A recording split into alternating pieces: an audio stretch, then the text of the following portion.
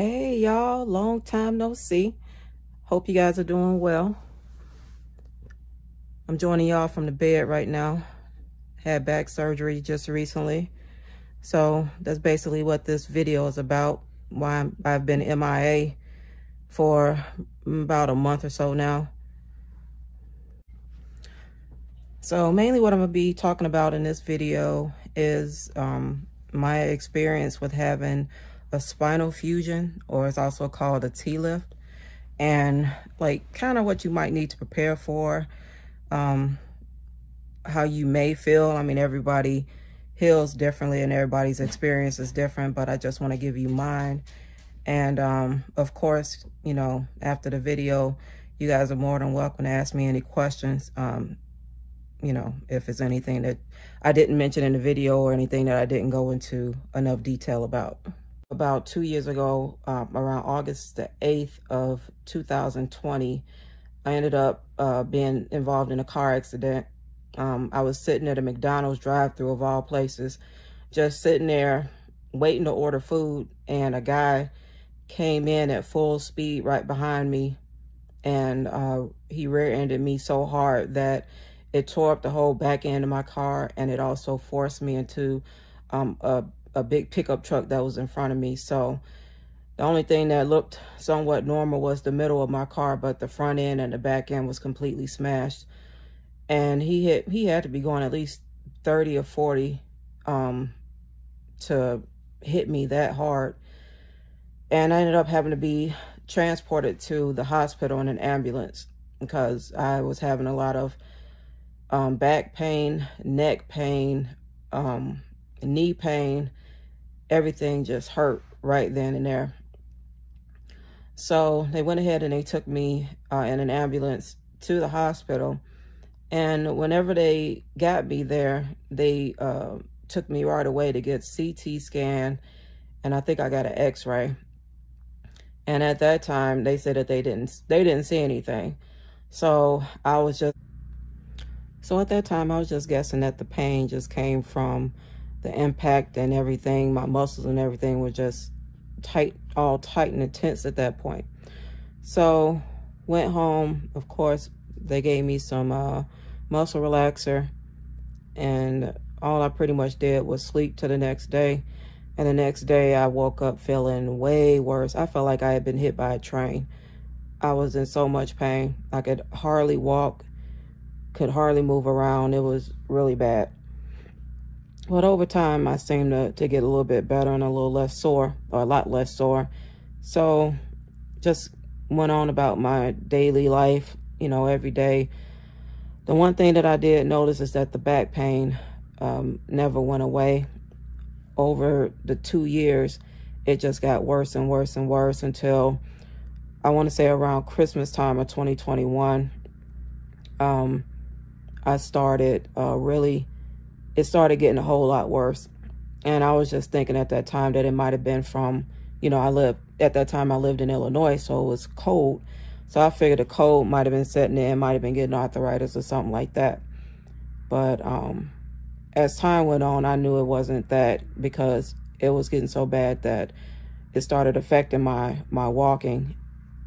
And I would have to hold on to things in order to be able to get up or sit down. So if I got into bed, I didn't have like anything near me to really hold on to other than my nightstand, and it's a window that's next to the bed. So I would either have to hold on to that or the window sill to try to get up. And once I even sat up on the bed, like just getting up from the position I'm in now and just sitting up on the side of the bed, it felt like the whole bottom of my spine was just crushed together like an accordion. And it was so bad to where I was almost in tears just about every morning whenever I got up. But I just got up and kept going like it was nothing. So the first thing that they did, they asked me if I wanted to go to physical therapy. And then after the guy asked me the question, he was like, you know what? Physical therapy ain't going to do nothing but make this worse. So scratch that. And I'm like, well, I wish I'd have seen you first, because the last, 3 or 4 doctors told me to go to physical therapy. So, yeah, he said don't go to physical therapy. What they wanted to do was try a spinal, I think it was called a spinal epidural. That's what it was. And what they did basically is they looked for, like, I guess the points within the spine where the most pain would be, and then they injected something in there to try to get rid of the pain. So they went ahead and they gave me that, and you know, the pain did let up some. It wasn't going like 100%. I say maybe around 50%. The first time I got it, like the first couple of days that I got it, it was around 50% of the pain was, you know, kind of gone or reduced some. And I felt, you know, somewhat pretty good. A couple of the videos that I did here on my YouTube channel where I did like the date night trying on like dresses, and I had a makeup look in that same video, that was right after I had gotten that that injection. And as you can see, I'm able to walk around pretty good in that video. So that injection really only lasted good for about a week to about a week and a half. Then I was right back to where I started. So went back to the doctor, and they said that, you know, you're gonna have to get it fixed. They told me to go ahead to the hospital and get an MRI done, which I did. And when they did the MRI, they saw that there were nerves that were being pinched and damaged. And they had did some other tests with me when I was in the office to check my leg strength, and my right leg was extremely weak.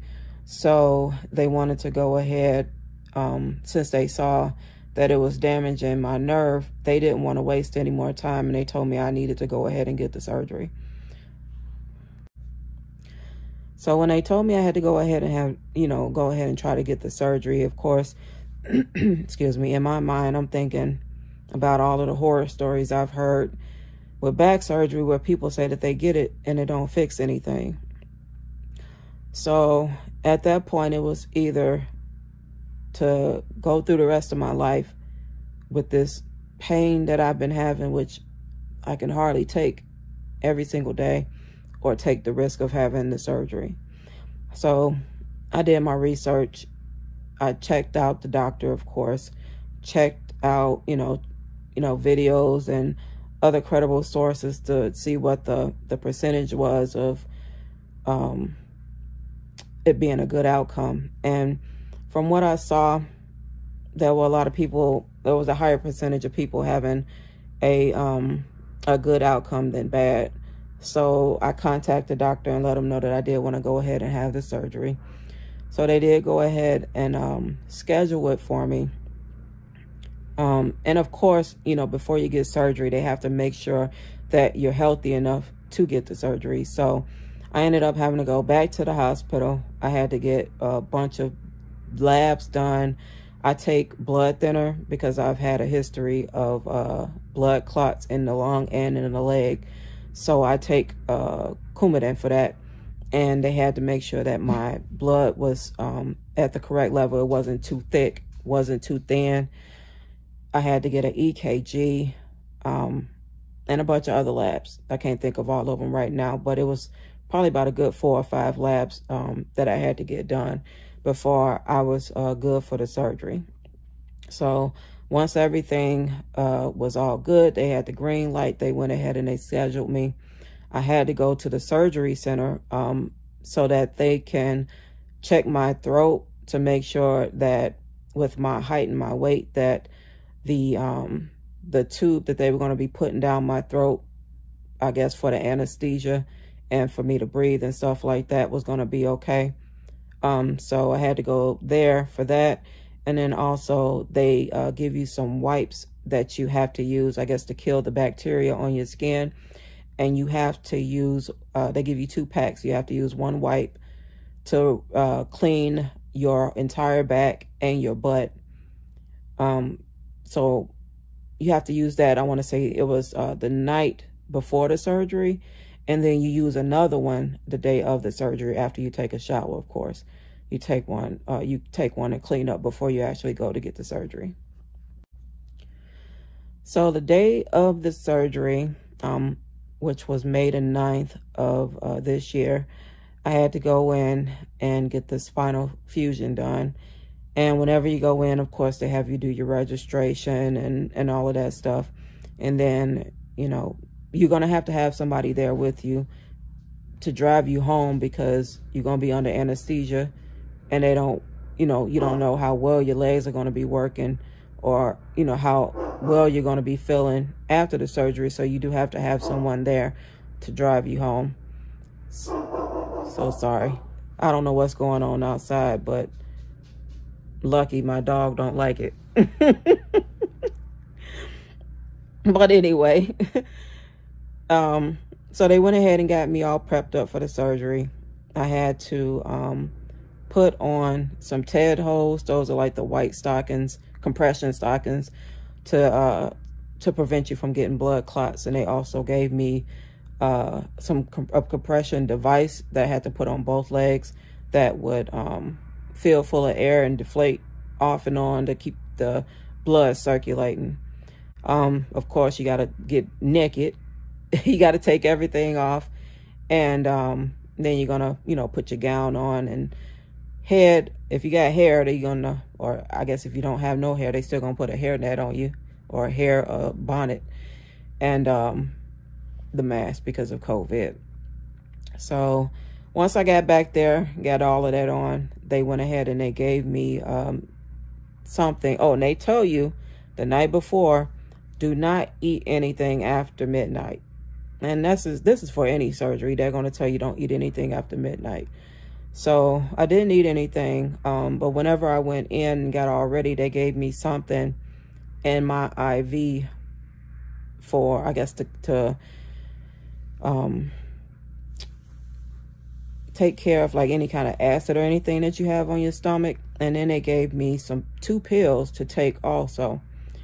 And I don't know if it was whatever they put in my IV or whatever it was that they gave me with those pills, but it ended up making me throw up everything that was in my stomach. So I probably threw up for about a good minute or so. And I wasn't for sure if they were going to still do the surgery after that, but I guess they said that that's something that's normal. And it's a good thing that everything did come up, because you don't want to have stuff in your stomach whenever you have to have anesthesia, because it's a risk of you vomiting while you're out during the surgery, and that can go to your lung and it can kill you. So that's the main reason why they tell you not to eat anything after 12 o'clock. So a little bit after I got all, settled and wasn't vomiting anymore, anesthesiologist came out and put something else in my IV that put me to sleep. And I swear it didn't take no time, because after they put that in, they walked over to the door to talk to somebody. They basically was telling my husband, it was time for me to go back. So he was grabbing all of my belongings and kissing me goodbye. And by the time they wheeled me to the door to go into to get the surgery, I don't remember anything after that. So once I got to that door, whatever they put in the IV must have put me right out. And then, of course, you wake up after the surgery and trying to figure out, what the hell's going on, and to make sure that everything's okay. So they'll be wheeling you back out to the recovery room where, you'll be getting yourself together, and whatever loved one you have there to take you home, they can have them come back there and sit with you for a while you recover and make sure that you're okay. They gave me, after I was fine and able to, talk okay and stuff like that, they gave me some Cheez-Its and some ginger ale to drink, Shasta ginger ale. And I swear, that was like the best meal I had. And I don't know if it was because I was hungry, because I hadn't eaten since midnight. And at this time, it was probably around like 3 o'clock in the afternoon by the time I was having it. But man, I was tearing them cheeses and them and that ginger ale up. It was good. It was so good. Once I got home and my husband asked me what I wanted to eat, or he was going to do the grocery shopping, I told him, can you get some more cheeses and some more and some more ginger ale, because it was so good. But yeah, I don't drink pop, and I probably hadn't had like any kind of carbonated pop drink for over 10 years. So I don't know if it tastes so good because I hadn't had it in a long time, and Cheez-Its wasn't something that I would regularly eat. So I guess because it was so full of flavor and it was so good at that time, I was just into it. So once they got me all together and I got ready to go home, of course, you know, they gonna help you into your clothes. I would suggest bringing something that's loose.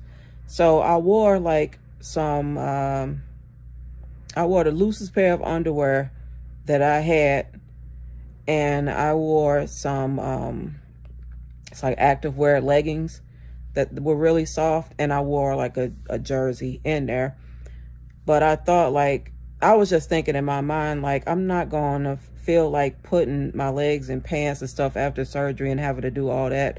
So I brought like a nightgown with me. I was just going straight home, so it didn't matter what I had on, but I brought a nightgown with me, and that was perfect because all they had to do was pretty much put it over my head.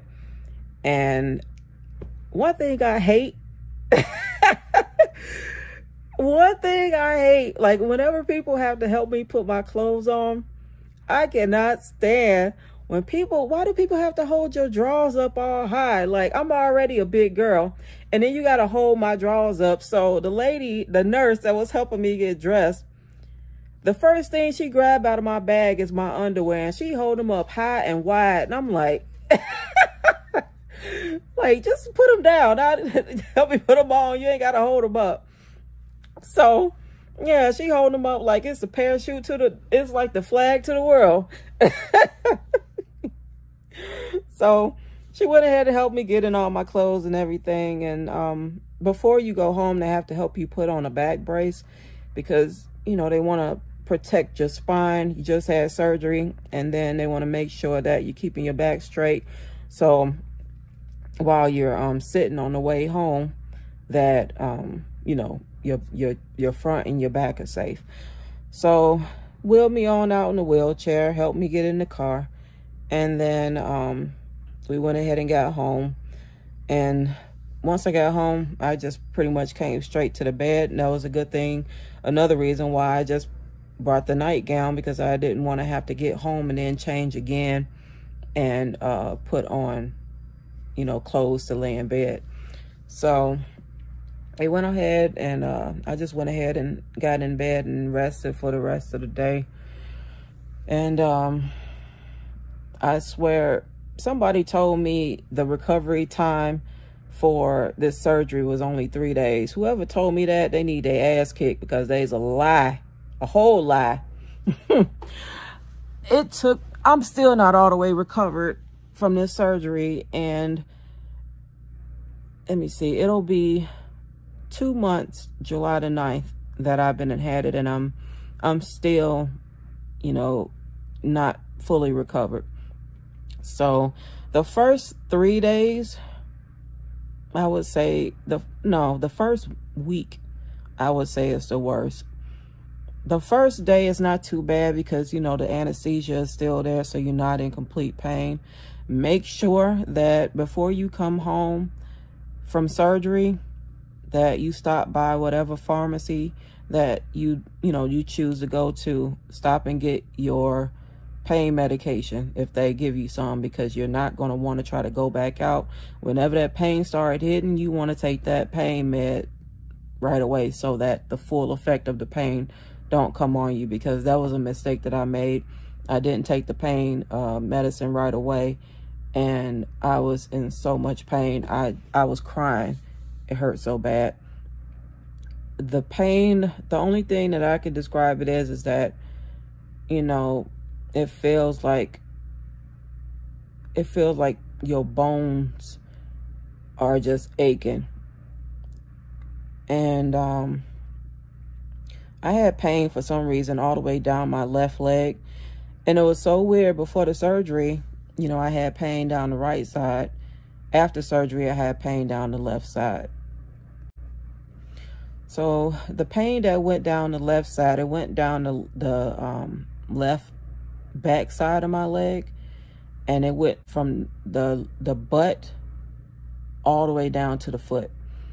And the only way to describe it is that it feels like it's like a vein in the middle of your leg that's full of pressure, and it feels like it's just going to explode in the middle of your leg. It hurt so bad.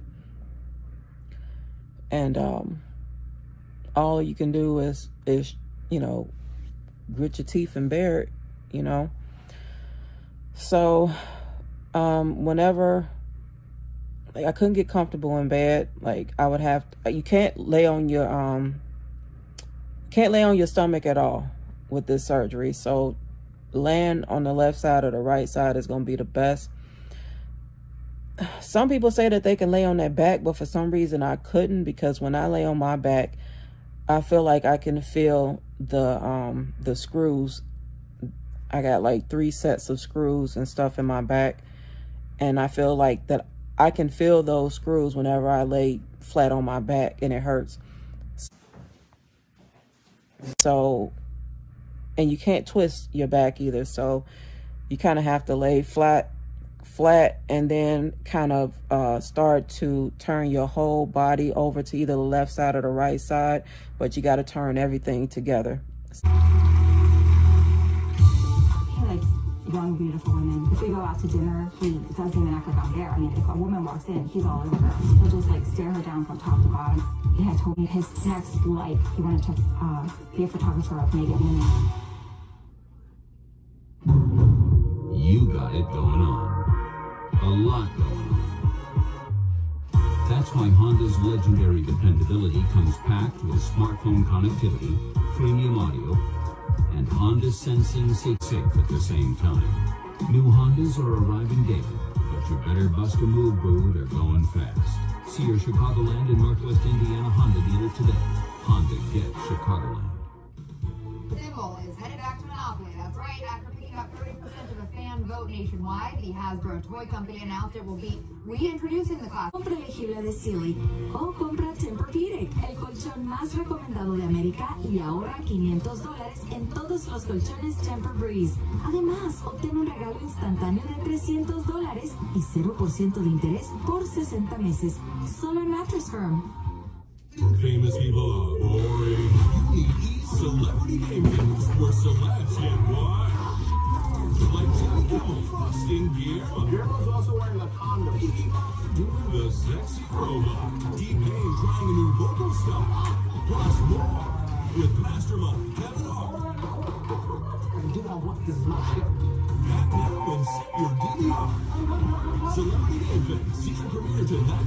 Satisfaction guaranteed on E. Are you telling me that Morris doesn't have an oval shaped head? That's a shame. Kevin Hart's Wild Game Show is back. So that you're not twisting your back and putting yourself at risk of, you know, hurting yourself, or the spinal fusion being damaged or bent or anything like that. I know that it's real durable, but yeah, you definitely don't want to be twisting around, because, you know, the bones are trying to get used to fusing together. So that's something that I had to get used to, because I love sleeping on my stomach. So the first couple of days, I didn't have a walker. You know, I figured I would be okay, that, you know, I could just hold on to things around the house and get around. No, you're going to need a walker, especially if you have any kind of leg weakness.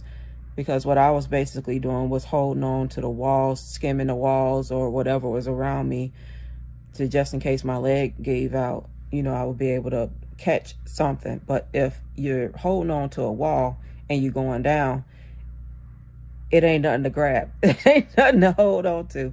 So you want to make sure to get a walker. And I would say get the walker that's got the 2 wheels on the front, and they don't have any on the back. That way, you can kind of control. You can kind of control the walking and, you know, keeping yourself mobile and everything. One thing to remember is that you need to walk.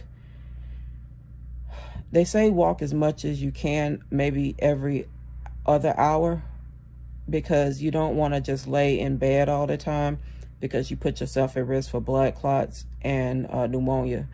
So whenever you're awake, because the pain medication might knock you out, whenever you're awake, it's good to get up and try to walk.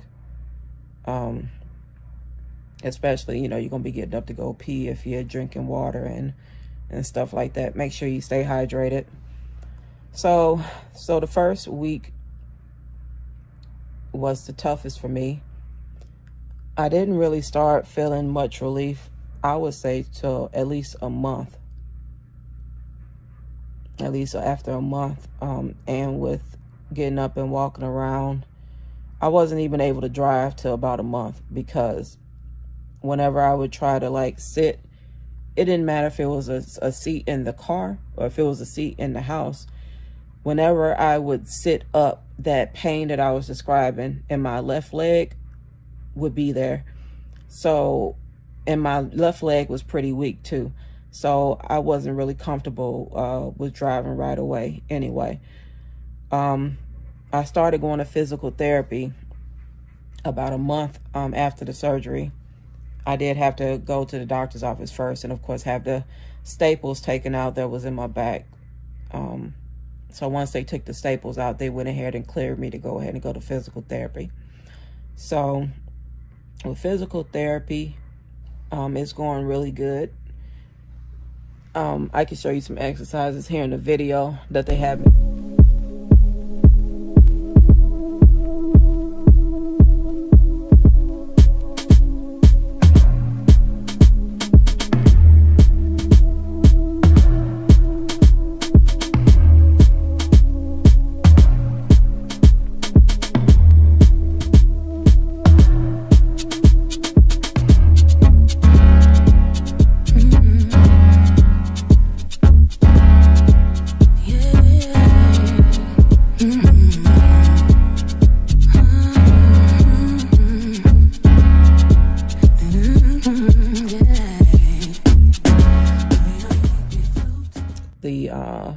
Physical therapist I see, her name is Emily, and I also see Matt there at Physio Point Physical Therapy here in Indiana.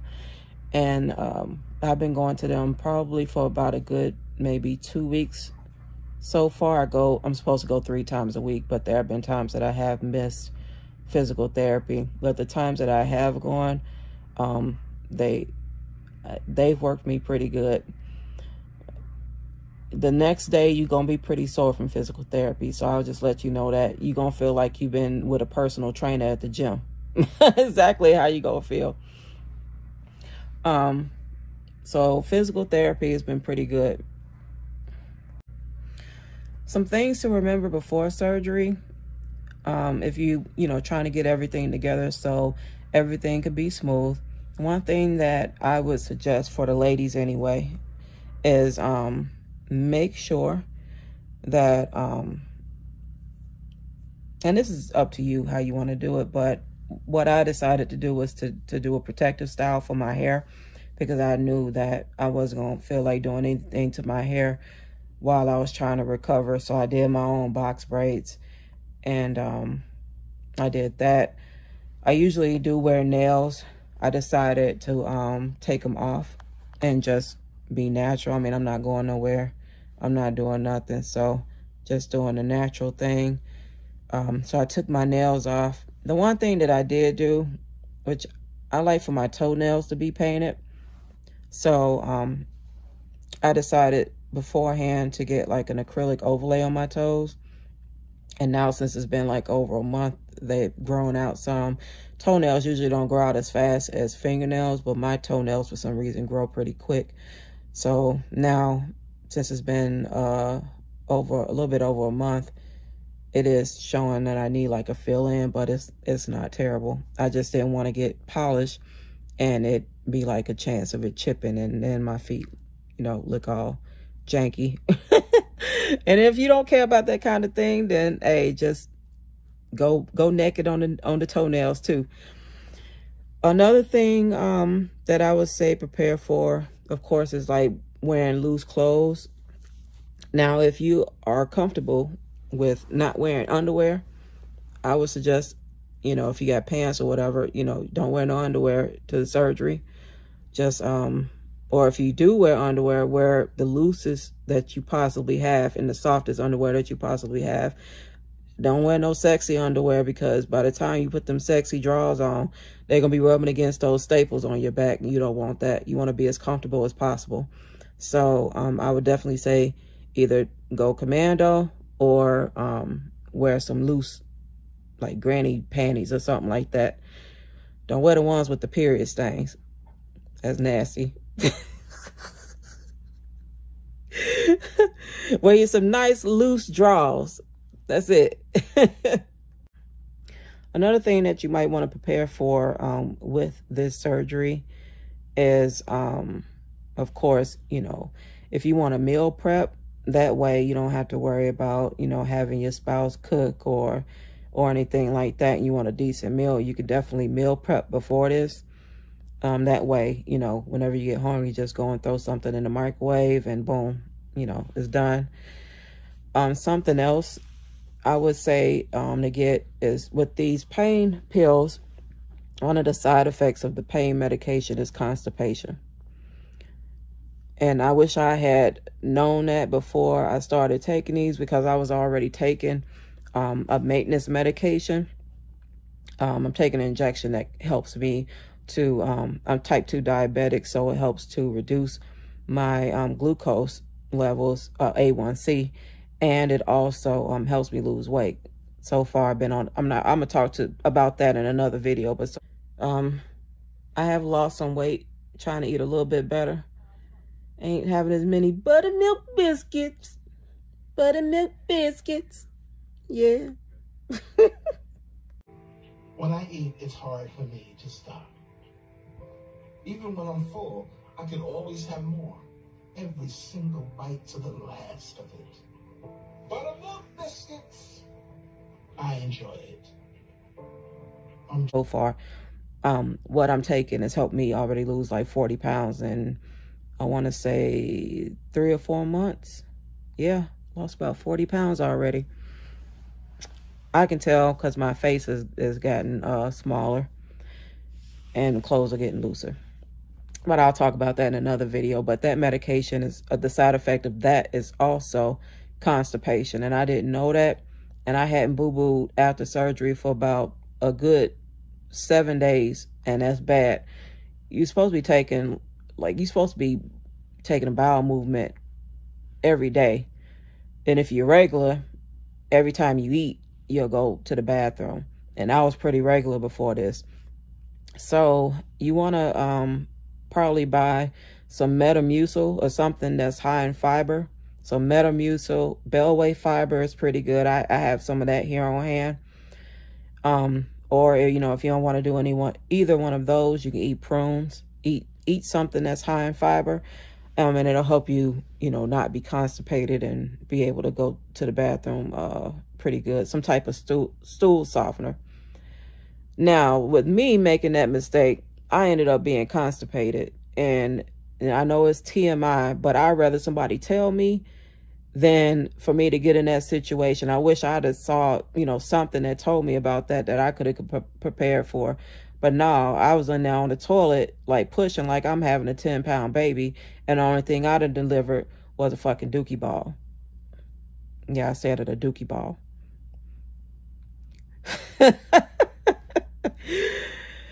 Yeah, so that's what you don't want, because you'll end up getting hemorrhoids. I didn't get hemorrhoids, but with all the pushing, that can cause hemorrhoids. So because I was so constipated, I ended up having to get an enema.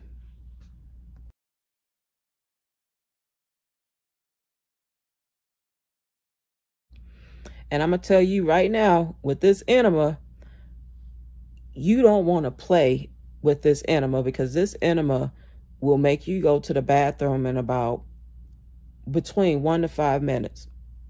Your ass going to be like, brrrr, brrrr, like machine gun up in your ass shooting rounds. And I'm dead serious about that. That's the sound of my get. This is heat. This album is fire. I took this enema. I had to have my husband give me the enema because I didn't want to do it myself. So I had him do it. And I didn't even have the enema, the fluid in for about a good minute before I was trying to hurry up and get up. I couldn't grab this walker fast enough to get to that toilet.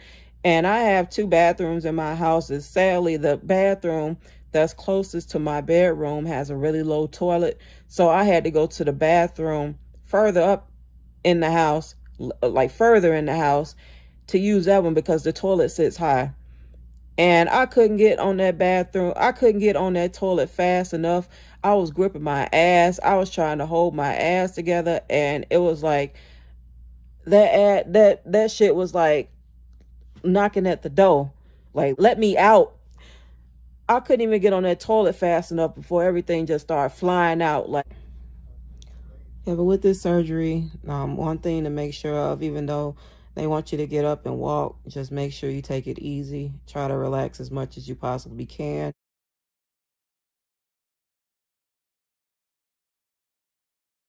The kids, their brains aren't grown yet. You know, their brains are like this big when they ought to be this big, and they won't be through growing until they're like 25.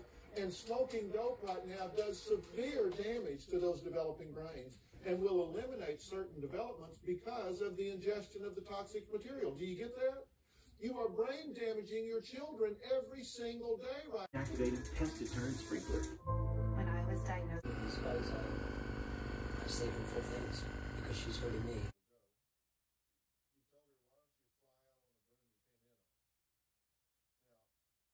This is no way for anyone.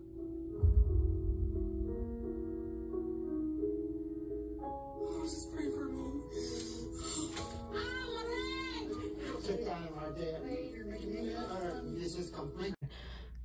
You know, if you can prop yourself up in bed on some pillows, you can definitely do that. Or if your couch doesn't sit down too low, maybe sit on the couch, just, you know, to kind of get out of the bed some. And just try to relax and take good care of yourself. Stay hydrated. Make sure, what I've been doing too is trying to make sure that I increased my calcium. So if you have like some multivitamins or something that's got like maybe some vitamin D, or maybe drinking some milk, eating some cheese, stuff like that, I just figured it might help to feel a little bit better and to not be in as much pain if you built up the vitamin D in your body, because it would help with building the spine and building those, you know, making the bones stronger. So that's just something that I thought about. I didn't look it up or anything like that, but I figured it might help with reducing the pain. And I think I'm healing up pretty good. So hopefully I'll be back at 100% soon and I can start back doing my YouTube videos. But I just wanted to come by and let you guys know what's going on. If you are new to the channel, welcome. My name is Angie. I should have introduced myself at the beginning of the video. I do apologize. My name is Angie, also known as AngeliaTheeBBW. So definitely go ahead and subscribe. I plan on coming back and feeling brand new and being able to do more cooking videos, be able to do more fashion, be able to do more makeup and vlogging and all of that good stuff. So thank you guys. I hope you go ahead. If you have not subscribed, I hope you do go ahead and subscribe. I'll go ahead and like the video. If you have any questions, you know, if you might be going through the same thing, or if you have a loved one or friend that's going through the same thing and you have any questions, anything that I didn't go over, definitely feel free to go ahead and ask your questions in the comment section. Like, comment, subscribe, and yeah, I'll definitely be seeing you guys very soon. I love you guys. I pray that you're all in great health, feeling good, looking good, smelling good, all that. All right. Love you guys. You take care. Bye.